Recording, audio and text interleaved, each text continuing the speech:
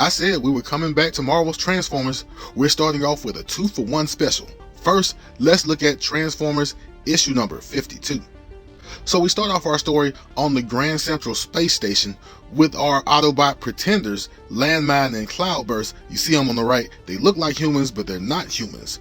Anyway, we find out that this place doesn't take too kindly to robots. And while our two Autobot pretenders do try and do the right thing, the Chromite ends up getting kicked out of the Red Hatch.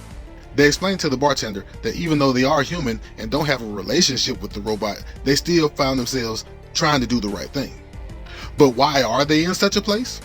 Optimus Prime explains a few days beforehand that in the battle with Starscream at the end of the Underbase saga, most of the Autobots who either perished or were damaged almost beyond repair, and they needed to find a place to get new microchips for those Autobots. And although it's a rough and tumble place, the Grand Central Space Station is the place to make that sort of a deal.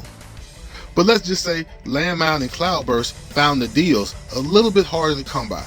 I need you to pay attention to three individuals. One is the bald guy in the middle, that's Berko, and the others are these two hooded individuals. Those individuals are High-Test and Throttle, who are the Power Master partners of Darkwing and Dreadwind, together known as Darkwind, and they are robot spotters for this group called the Mechanibals, or Mechanibals. You get it? Unfortunately, that's who they have to make this deal with to get the microchips. Also, for dinner later, they have Skylynx, and now the mission has changed just a little.